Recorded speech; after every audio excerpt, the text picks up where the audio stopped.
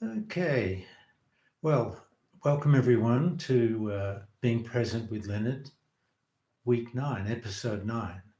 And as I said last time, I've already gotten through the two steps of this teaching. And so, as long as I continue to do these live streams, I'll just pick various topics. Everything I share with you is designed to support you in your awakening. It's really that simple. Uh, so, let me begin by sharing something about the dimensions of time and timelessness. So it's a good idea, in my view, to regard the world of experience within time as a horizontal line. Picture it as a horizontal line, and it's within this horizontal line that everything we experience within the mind and within the world of time occurs. It's within this horizontal uh, uh, axis of time, and it's a world of duality. So you have the past, the future. You have happy, sad. You have joy, pain. You have long, short. You have high, low, success, failure, etc., etc. And most of us are caught within this world of experience within time, which is all occurring within the world of the mind, the dream, the story. It's all the same thing, but it's a world of duality. And the problem with humanity is that we've thrown ourselves completely out of balance within the world of duality.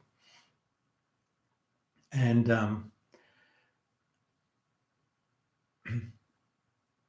so it's important that each one of us brings ourselves into balance within duality. And I'll talk about how to accomplish that in a little while. It really comes down to the energy of judgment. Any judgment whatsoever will throw you out of balance within the world of duality. It'll throw you either to the left or to the right, into the past or the future. So this is the world of time, the world of experience in the world of time, and this is how most of us experience life within a dual realm. Okay, so I'm going to pause and just become present. It's not easy for me to go into my mind with these kinds of explanations, past, future, diagrams, horizontal lines, vertical lines, but it's actually going to be helpful to you to understand what this teaching is all about. So, to summarize what I've said so far, it's basically this. You can picture the world of experience within time, our day to day life, um, as a horizontal line that represents duality, past, future, and all other aspects of duality. And as I said, the real issue is that we've thrown ourselves out of balance within the world of duality, which closes the door to presence and oneness. So now let's go to presence and oneness. It's good to have the sense that presence exists as on a vertical axis, and you can be lightly present, or you can become more and more deeply present.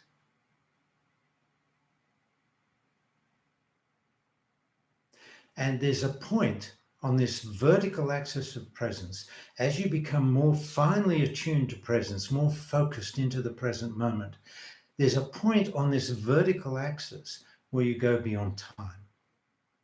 Suddenly you open into the eternal dimension. You open into oneness. You open into the living presence of God in all things present. At the very deepest level of presence on this vertical axis, as you become more and more finely attuned to presence, of course, it's possible that heaven on earth can be revealed to you as you reach that deep, deep level of presence and silence. You're utterly here now, immersed in the moment of now. Time has disappeared entirely. Now you're fully immersed in isness, in this moment of now. Your mind is silent. You feel filled with peace and love, a sense of well-being. You feel the perfection in everything. You see and sense the perfection in everything. You sense the presence of God in all things present. It's an experience beyond time and beyond the capacity of the mind to even describe or even imagine. It's beyond anything the mind can imagine with the mind. So this is beyond that point where it becomes timeless, the eternal oneness God. But you can also be lightly present. You're still present, your feet are still planted in the present moment, but not so deeply. And now the past is available to you, the future is available to you. In other words, you can access your memories, you can plan the future, you can imagine the future. But here's the difference. You're still fundamentally grounded in presence. So even as you remember the past or you plan the future, you're not getting lost there. You know where the truth is. You're sufficiently present that you don't get caught in the dream. The dream is everything outside of this moment. The world of time is everything outside of this timeless moment. So this is very important to recognize, because you can't be too serious on this journey of awakening. You're going to be living in the world of time, whether you like it or not, no matter how awake you are. Buddha and Jesus didn't have to bother with that. Jesus rode around on a donkey. Not a lot of thought required, not a lot of planning required. Buddha, well, everything was done for Buddha. He didn't have to do anything. So he didn't have to do his tax returns. He didn't have to go shopping to the supermarket. He didn't have to manage his life, because life was so simple in those days, and he had lots of support all around him. We don't have that. I don't have that. You don't have that. I have some level of support, which I'm very grateful for, but mostly we have to participate in the world of time as we live our lives. But we don't have to get lost in the world of time, and we don't have to identify with who we are and what's happening within the world of time. It's all a world of illusion. But if you're fundamentally present, even at this lighter level of presence, you can safely play in the world of time without getting lost there. Now, every now and then, you will get lost. You will get caught in the world of the mind. You'll get caught in the dream, disconnecting from presence. That's when you say, thank you, God. Because it's giving you an opportunity to bring conscious awareness to how that happened. How did you get caught? What are the hooks that are still in you that enable you to be caught back into the dream, identified within the dream? Is it judgment? Is it repressed emotion? Is it limiting belief? What is it that caught you back into the dream? Because it's only by taking the fall, meaning the fall is from presence to the world of the mind, the dream, that's the fall. And the whole of humanity is fallen. So by taking the fall, you give yourself the opportunity to arise in mastery of the mind and ego. So there'll be times in your life where you're caught in the dream. Good opportunity for mastery. There'll be other times where you're playing in the world of time, but not lost there, not identified there. You always know where the truth is. And like that, you can return to the deepest levels of timeless truth. The truth that exists beyond time and beyond human understanding. So, and then at other times you can just drop straight in by focusing and relaxing and deepening. You open into that dimension beyond time, the eternal, the oneness. So that's what's possible. Now, where did I have those questions? I had some questions for you. I've got them on the computer. Okay, folks, I'm going to answer a number of questions for you, or for whoever submitted the questions, and hopefully my answers to these questions will be relevant for everyone. This is from Charlene from the Netherlands. Dear Leonard, in one of your previous teachings, I believe week 7, you said play in the world of time without getting lost in the dream. I was thinking, time does not exist. Time is the playground of future and past, as space is the playground of matter. Isn't the world of time the dream? Could you explain a bit more about this topic? Okay, well, first of all, Charlene, you're absolutely right. But I'm not as extreme as a lot of people. I'm very aware that it's wonderful to be at that deep, timeless level of presence. But let me tell you a little secret about that. As you go beyond time, as you open into eternal isness, you can no longer participate in the world. You cannot have a relationship. You can't really talk to people unless they ask you a question and then you respond. Because there's literally nothing of you from the past, nothing of you from the future. No past, no future, no thought, no belief, no history. You're utterly present, immersed in the moment of now. Of course, it's the most exalted state. It's beautiful beyond imagining. It's amazing beyond imagining. Now, I am speaking from my own authority. This is not something I've read about.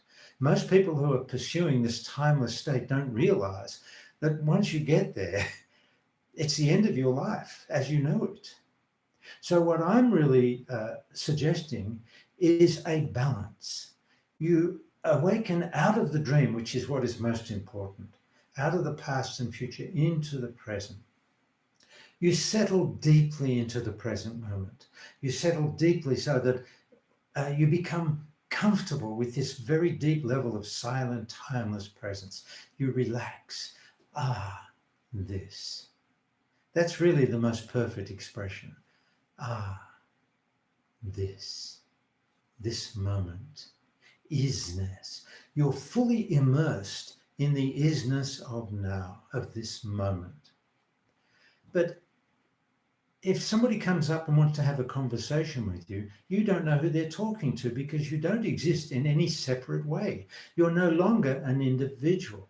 In fact, there's a line in one of my books that reads very simply,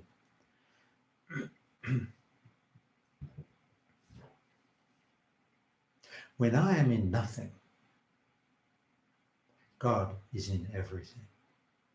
Everything is God, everything is oneness, everything is isness, but you cannot enter the world of time. I was in this state that I'm describing, this timeless state. I spent most of the time either lying in bed looking at the forest or sitting in a chair looking at the forest, occasionally short walks. People would bring me food. There was no way I could have prepared my own food. I wouldn't have even thought to drink a glass of water unless somebody handed it to me. It's a totally different level of consciousness that most people, you might read about it, maybe, but people who are seeking this don't realize what they're seeking. So what I'm suggesting is a balance. Deeply, deeply grounded in this awakened state of presence. And many times you just enter this deep, timeless state. But true mastery is to be able to become more lightly present, play in the world of time, play in the world of time, but not get lost there, caught there, or not identify with what's happening there. You're just playing in the world of time. You can't be too extreme. You have to continue living in the world. You have to go to work. You have your family. If you awaken to the level that I described just a moment ago, that's the end of your family. You wouldn't even know who they are. Well, you'd recognize them, but you wouldn't identify them as wife and children.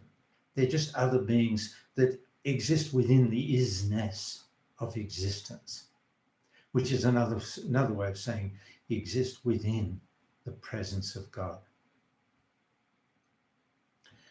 Okay, so that's so Charlene, I think hopefully that makes it clear to you. It's so important to transcend the world of time, but then in order to transcend the world of time, your mind is perfectly silent. You are utterly immersed in the moment of now. No thought, no past, no future, just this moment. This is it. This.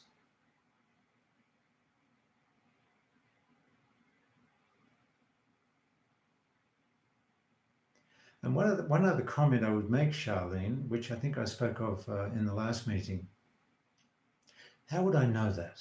Unless I have access to the world of time, I can remember it. I don't remember the details, but I have a vague memory. Now, if I was to suddenly deepen into presence, that would disappear. And I'd have nothing to say, actually, unless I'm asked a question. But what I was saying, Charlene, don't be too extreme. If you're going for a walk in presence and you know where you're walking to the park, even though you're not focused on that, you still know that you're on a walk and you're heading towards the park. Then that's still, at some very subtle level, the world of time involved. Now, of course, if you went a little bit deeper, then you don't know where you're going. You're just walking.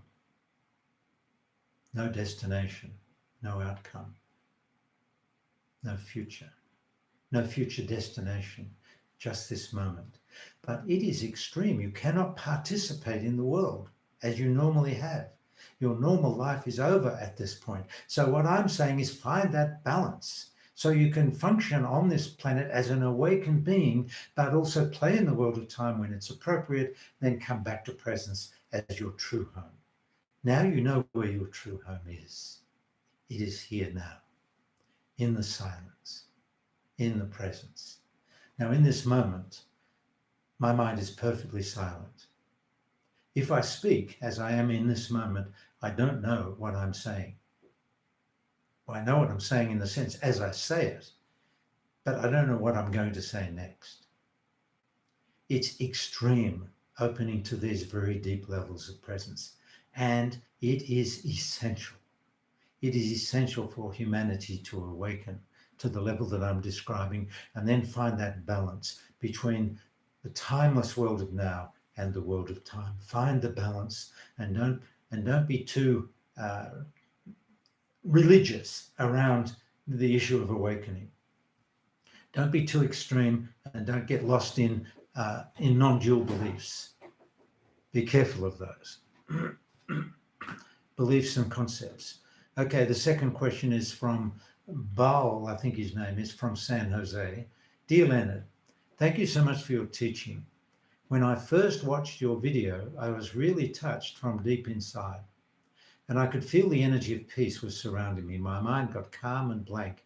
It was even hard for me to think about something. I'm a very moody person. Sometimes I feel energetic and positive. Sometimes I am depressed or down without any reason. And I especially feel bored and empty inside. This consumes lots of my energy. Could you please comment? I look forward to your answer. May love and peace always be with us. Thank you, love, Baal. Okay, well, I think my most immediate response to that is re-journey into now and come into right relationship with your feelings. Awakening is very, very energetic. You don't awaken if you're feeling sleepy or your energy level is low. You have to really come alive. Come alive and encounter your own mind, your dream, your story. Come alive and relate moment to moment to what is here. Be alive. Be the master of your life. Open up. Open your heart. Love. Be loving. When you're present, you're no longer looking for love outside of you. Before awakening, you're looking for love, the energy, you're pulling love in towards you this way. But after awakening, or shall I say, when you're present, it reverses. Now the love energy or all your energy wants to go this way. You're not pulling things to you like judgments, approval, acceptance. Please accept me. Am I good enough? See, the energy is being pulled this way because you feel depleted at some level within yourself. You feel the separation, most likely at an unconscious level. And you're doing everything you can to try and to get away from that feeling of being separate. So you pull all this energy towards you, but actually it just takes you further into the dream. So, Baal, you need to come into right relationship with your feelings. You need to understand what this teaching is really about and where these feelings are coming from that you share. If you're moody, well, at the end of the day, you have to decide who you want to be. It's that simple. Do you want to be moody? then don't be. If you don't want to be, don't be. It's really that simple. Make a decision. And then when you slip up and say you're grumpy, you just notice it. Grumpy, and then shift your energy. Hurt. Notice you're hurt. Acknowledge it, feel it, then shift your energy. Who do you want to be? Do you want to be love in this world? Do you want to walk about planet Earth as an awakened being? Do you want to be kind and caring? You choose who you want to be, but it has to be based in presence, and everything is expressing from presence. Okay, Bal. And when you say you feel bored and empty inside, this consumes lots of your energy. That's actually much more significant than you might realize. And I think I've spoken about this in the past, in these past episodes. But let me explain it. Deep within every one of us, without exception, at a deeply unconscious level, there is a feeling of emptiness, which we experience as a feeling of separateness, being separate from each other, separate from life, separate from love, separate from the truth of who we are. It's there, a little point somewhere within your body. You can all point to it. But this feeling of separateness, we do not like, because it makes us feel lonely and alone.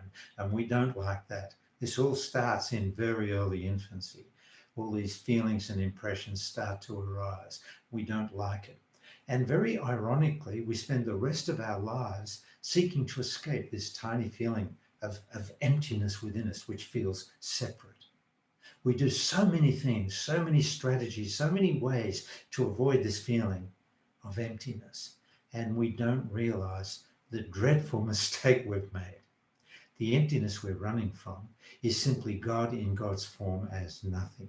And again, this is one of the ways we throw ourselves out of duality. I want God as everything. I don't want God as nothing. And yet the truth is, God is everything. God is nothing. And beyond everything and nothing, God is, I am, thou art. End of story, end of dream. Now you're here. This is it. Or more appropriately, this. So, Bol, I'll make a few suggestions for you. You can have a private session if you call our office and arrange it. I would think you would benefit very much from our Mount Madonna retreat next April, which is very close to you in California. You're in San Jose. Well, it's no more than an hour's drive. So you'll be amazed by what you experience there. And I think you'll work through all these issues that you're sharing here. Okay, folks, thank you for your patience. And I have one more question to answer. So let me continue. And I just want to confess, which I already did, but I'll confess again. At the beginning of this online meeting, this episode, this live stream, I was in my head demonstrating diagrams. I even drew it up. I'll show it to you, but we won't go into any detail. I don't know whether you can see that, and it doesn't matter. I was in my head coming up with a diagram just before we started, and then so it got me into my head. It's very important when you realize that you're in your head. It's okay. It's not a sin. You're not going to die, but it's very helpful to recognize the distinction between when you're in the mind, when you're thinking in the dream, and when you're present. You have to be crystal clear about the distinction between presence and the world of the mind. And there's a very, very simple test. So the test of presence is silence, no thought. It doesn't always have to be at that deep level. You can be present, and then when you choose to think, you can think consciously with awareness, no problem. Then when you finish thinking, you come back to presence. You continually return to presence when there's no need to be thinking. Or you notice, oh, I'm thinking, then bring yourself present. Okay, the third question. This is from Stephen from Rotherham in the UK. Hi, Leonard. Very many thanks for everything. I'm really enjoying your YouTube series. I have all your books and recently acquired Liberating Jesus. It blew me away when I watched the video. Knowing that being present is the highest form of prayer, I would still like to ask you, as a lapsed Catholic, can we still pray for others and for the circumstances we find ourselves in? As long, of course, as we understand thy will be done.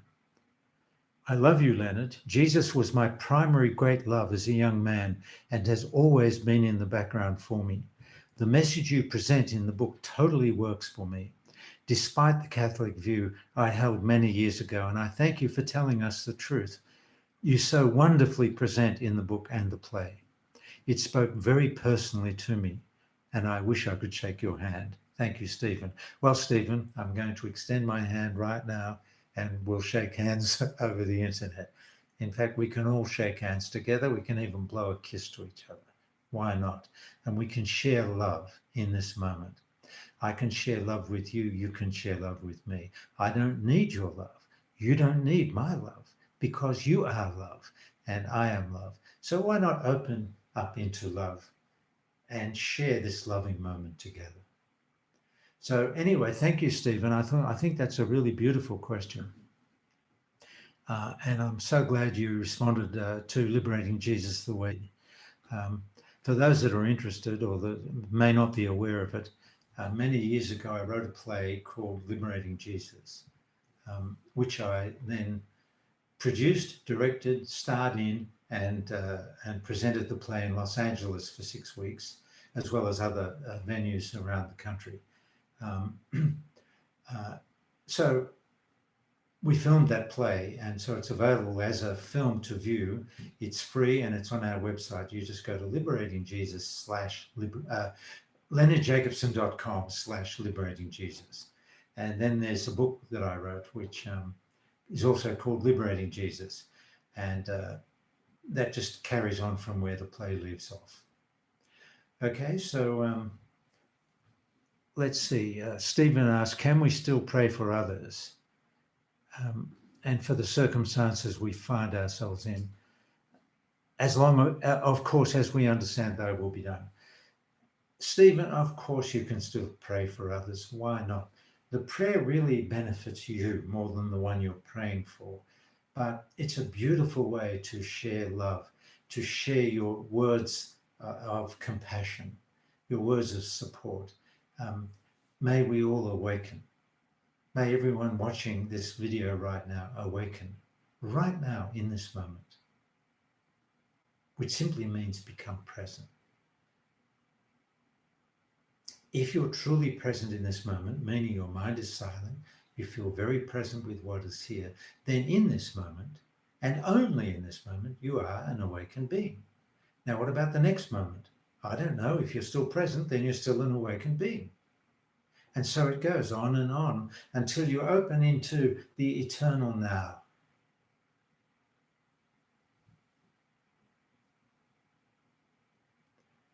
So yes, Stephen, pray for others and pray for our world. We need prayers. You mentioned that as long as we understand thy will be done, absolutely. You're really asking God to intervene. You're saying, God, can you heal this person or these people? Can you bring about a shift in consciousness in our world? That's probably the best prayer we can make. Beloved God, all I ask is to deepen into presence, love, truth, and oneness. This is a prayer for you, for yourself, Stephen, and anyone who cares to take on this prayer. I'll start again. Beloved God, all I ask is to deepen into presence, love, truth, and oneness. If there are any obstacles to my so deepening, for example, repressed feelings, limiting beliefs, judgments, the way the ego functions, if there are any obstacles, God, would you be kind enough to orchestrate my life in a way that will bring whatever is still unconscious within me into the light of consciousness that is my own being? Would you bring it on, God? Whatever it takes, whatever's still unconscious within me, God, orchestrate my life in a way that will trigger me and bring everything up. So bring someone into my life who will judge me. If I'm still caught in judgment, I need you to bring someone into my life, God, who will judge me, so that I can bring awareness to all the judgments within myself and all the ways I judge myself or others. So bring it on, God, whatever it takes. If I've got a lot of anger repressed within me, please bring someone into my life, make them say or do something that will trigger the anger. I won't get caught in the dream. I won't get caught in the story. I won't blame that person. In fact, I'll say thank you to that person. Thank you for triggering me. And that person will say, why are you thanking me? And then I'll say, because I can go home and really explore and express and liberate this repressed anger. You did me a favor. Thank you. I know it has nothing to do with you. I'm just going to connect the dots and see where the repressed anger within me originates from. Okay, so yes, when you do pray, Stephen, pray from presence. Make sure you're present when you pray, because then you're really connecting with God. Whether you know it or not, God knows it. God hears it. And let me be very clear, I'm not seeking to personalize God in any way. That's what we humans have done, lost within the dream, in the separation. We've created God in our own image to comfort us, but it has nothing to do with the truth of God. It's just an illusory God which we believe in to comfort us in the separation, rather than find our way out of the separation, out of the dream, into the moment of now. So, okay, folks, I've probably gone on longer than I should have. Oh, not too bad, 32 minutes. Okay, well, I love you all, and that's because I am love. Whenever you say I love you to someone, add I love you because I am love, and then be that in the world. Okay, everyone. So best wishes to everyone. Many blessings to everyone, and let's all awaken together, shall we? In fact, let's just pause for a moment and be present together.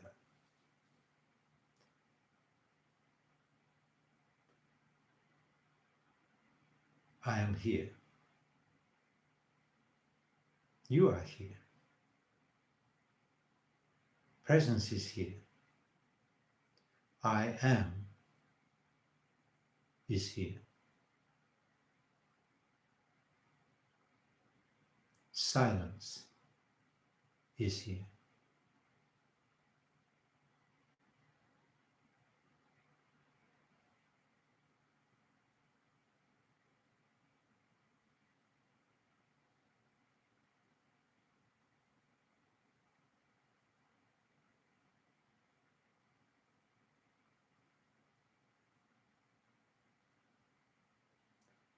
Okay, folks, that's going to do for today. I hope you enjoyed it.